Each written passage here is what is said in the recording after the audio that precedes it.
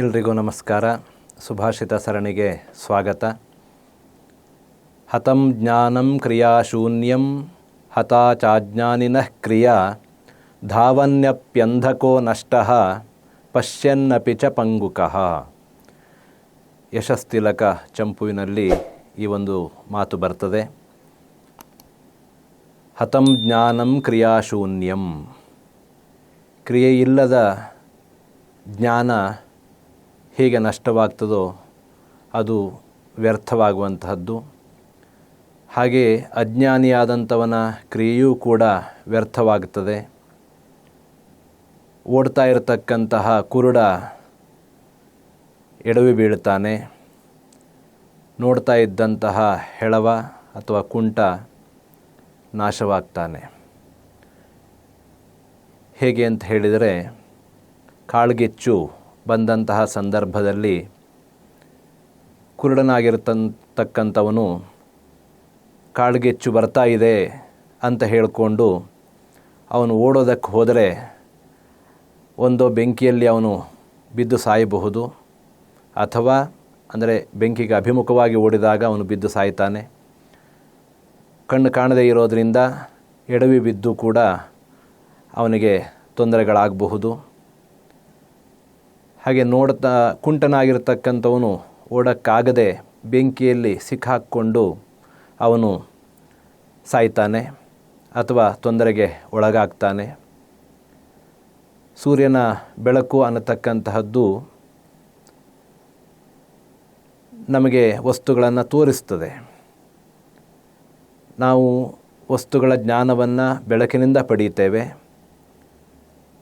ರಾತ್ರಿಯಲ್ಲೂ ಕೂಡ ಬೆಳಕನ್ನು ಹಾಕಿಕೊಂಡು ನಾವು ಕೆಲಸಗಳನ್ನು ನಾವು ಮಾಡುತ್ತೇವೆ. ಓದುವಂತಹದ್ದು, ಬರೆಯುವಂತಹ ಕೆಲಸಗಳನ್ನು ನಾವು ಮಾಡುತ್ತೇವೆ.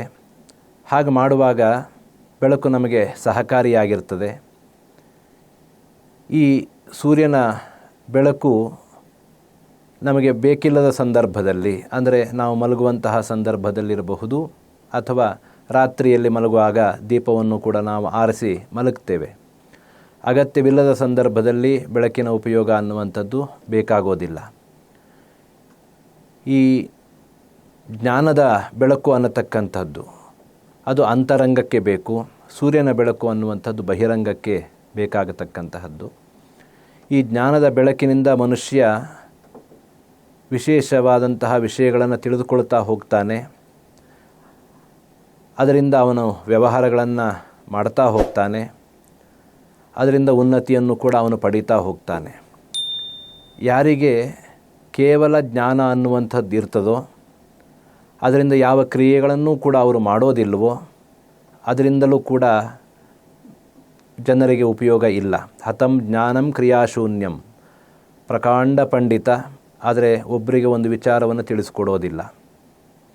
ಅಥವಾ ತುಂಬ ಜ್ಞಾನಿಯಾಗಿರತಕ್ಕಂತಹ ಒಬ್ಬ ಉಪಾಧ್ಯಾಯ, ಆದರೆ ಪಾಠವನ್ನೇ ಮಾಡೋದಿಲ್ಲ. ಅದರಿಂದ ಏನು ಪ್ರಯೋಜನ? ಆ ಜ್ಞಾನದಿಂದ ಯಾವ ಪ್ರಯೋಜನವೂ ಕೂಡ ಇಲ್ಲ. ಹಾಗೆ ಹತ ಅಜ್ಞಾನಿನಃ ಕ್ರಿಯಾ, ಅಜ್ಞಾನಿಯಾಗಿರತಕ್ಕಂತಹ ವ್ಯಕ್ತಿ ತುಂಬ ಚೆನ್ನಾಗಿ ಕೆಲಸ ಮಾಡಿದರೂ ಕೂಡ ಅದರಿಂದ ನಿರೀಕ್ಷಿತವಾಗಿರತಕ್ಕಂತಹ ಫಲವನ್ನು ನಾವು ಪಡೆಯೋದಕ್ಕೆ ಸಾಧ್ಯ ಆಗೋದಿಲ್ಲ. ಅವನು ವಿವೇಕಪೂರ್ಣವಾಗಿ ಕಾರ್ಯಗಳನ್ನು ಅವನು ಮಾಡದೇ ಹೋದಂತಹ ಸಂದರ್ಭದಲ್ಲಿ ಆ ಕೆಲಸ ಅನ್ನುವಂಥದ್ದು ನಿಷ್ಫಲ ಆಗ್ತದೆ, ಅಥವಾ ಆ ಕೆಲಸ ಅನ್ನುವಂಥದ್ದು ಹೇಗೆ ಆಗಬೇಕೋ ಹಾಗೆ ಆಗೋದಿಲ್ಲ. ಅದರಿಂದ ಸಮಯವೂ ವ್ಯರ್ಥ, ಬೇರೆಯವರಿಗೂ ಕೂಡ ತೊಂದರೆ ಅನ್ನುವಂಥದ್ದು ಉಂಟಾಗ್ತದೆ. ಅದರಿಂದ ಮನುಷ್ಯನಾಗಿರ್ತಕ್ಕಂಥವನು ಜ್ಞಾನವನ್ನು ಗಳಿಸಿ ಕ್ರಿಯೆಯನ್ನು ಮಾಡಬೇಕು. ಅವನು ಕ್ರಿಯೆಯನ್ನು ಕೆಲಸದಲ್ಲಿ ತೊಡಗಿಕೊಳ್ಬೇಕು. ಕೆಲಸದಲ್ಲಿ ತೊಡಗಿಕೊಳ್ಳೋದಿಲ್ಲ ಅಂತ ಆದ ಪಕ್ಷದಲ್ಲಿ ಅವನ ಜ್ಞಾನ ಎಲ್ಲವೂ ಕೂಡ ವ್ಯರ್ಥವಾಗ್ತದೆ. ನಮ್ಮ ಅನೇಕ ಮಂದಿ ನಮ್ಮ ಸಮಾಜದಲ್ಲಿ ಅನುಭವಿಗಳು, ವಿಚಾರವಂತರು, ಪ್ರಜ್ಞಾವಂತರು ಅನೇಕರಿದ್ದಾರೆ. ಸಮಾಜದಲ್ಲಿ ಆಗತಕ್ಕಂತಹ ಅಥವಾ ರಾಜಕೀಯಗಳಲ್ಲಿ ಆಗತಕ್ಕಂತಹ ಸರಿತಪ್ಪುಗಳನ್ನು ಅವರು ವಿಮರ್ಶಿಸಿ ಹೇಳೋದೇ ಇಲ್ಲ. ತಮ್ಮ ಪಾಡಿಗೆ ತಾವು ಇದ್ದು ಸುಮ್ಮನಾಗಿ ಬಿಡ್ತಾರೆ. ಇನ್ನು ಕೆಲವರು ಇರ್ತಾರೆ, ಅವರು ಮತದಾನ ಇತ್ಯಾದಿಗಳನ್ನು ಮಾಡುವಂಥ ಸಂದರ್ಭದಲ್ಲಿ ಅಥವಾ ಬಂದಂತಹ ಸಂದರ್ಭದಲ್ಲಿ ಅದರ ಬಗ್ಗೆ ಪುಂಖಾನುಪುಂಖವಾಗಿ ಮಾತನಾಡ್ತಾರೆ. ಆದರೆ ಮತದಾನ ಮಾಡೋದಕ್ಕೆ ಮತಗಟ್ಟೆಗೆ ಹೋಗೋದೇ ಇಲ್ಲ, ಮನೆಯಲ್ಲಿ ಕೂತ್ಕೊಂಡೇ ಎಲ್ಲ ಮಾತುಗಳನ್ನು ಆಡ್ತಾನೆ ಕೂತ್ಕೊಂಡಿರ್ತಾರೆ. ಅದರಿಂದ ಆ ಕ್ರಿಯೆ ಇಲ್ಲದೆ ಇರತಕ್ಕಂತಹ ಜ್ಞಾನ ಅನ್ನುವಂಥದ್ದು ಅಲ್ಲಿ ವ್ಯರ್ಥವಾಗಿ ಹೋಯಿತು. ಆ ಮನುಷ್ಯನಾಗಿರ್ತಕ್ಕಂಥವನು ಕ್ರಿಯೆಯನ್ನು ಮಾಡಬೇಕು. ಹೇಗೆ ಕುರುಡನಾಗಿರ್ತಕ್ಕಂಥವನು ಓಡಿದರೂ ಬಿದ್ದು ನಾಶವಾಗ್ತಾನೋ, ಅಥವಾ ಹೆಳವನಾಗಿರ್ತಕ್ಕಂಥವನು ಓಡದೆಯೂ ಹೇಗೆ ನಾಶವಾಗ್ತಾನೋ, ಹಾಗೆ ಜ್ಞಾನ ಅನ್ನುವಂಥದ್ದು ಯಾವತ್ತೂ ಕೂಡ ವಿವೇಕಪೂರ್ಣವಾಗಿರಬೇಕು. ಅದಾಗಿದ್ದಾಗ ಮಾತ್ರ ಅದು ಕ್ರಿಯಾ ಸಿದ್ಧಿ ಸತ್ವೇ ಭವತಿ. ಕ್ರಿಯೆಯನ್ನು ಉಂಟು ಮಾಡುವಂತೆ ಇರಬೇಕು, ಕೆಲಸವನ್ನು ಮಾಡುವಂತಹ ಇರಬೇಕು, ಮಾರ್ಗದರ್ಶಕವಾಗಿರಬೇಕು. ಆ ಜ್ಞಾನವಿದ್ದಾಗ ಸಮಾಜವೂ ಕೂಡ ಉತ್ತಮವಾಗ್ತದೆ. ಹಾಗೆ ಜ್ಞಾನವಿಲ್ಲದೆ ಮಾಡದೇ ಇರತಕ್ಕಂತಹ ಅಥವಾ ಬರೀ ಕೇವಲ ಕ್ರಿಯೆ ಇದ್ದು ಅದರಲ್ಲಿ ಯಾವುದೇ ದೂರದೃಷ್ಟಿ ಇತ್ಯಾದಿಗಳು ಇಲ್ಲದೆ ಹೋದಂತಹ ಸಂದರ್ಭದಲ್ಲಿ ಆ ಕ್ರಿಯೆಯೂ ವ್ಯರ್ಥವಾಗ್ತದೆ ಅನ್ನುವಂಥದ್ದನ್ನು ಈ ಸುಭಾಷಿತ ಹೇಳುತ್ತದೆ. ನಮಸ್ಕಾರ.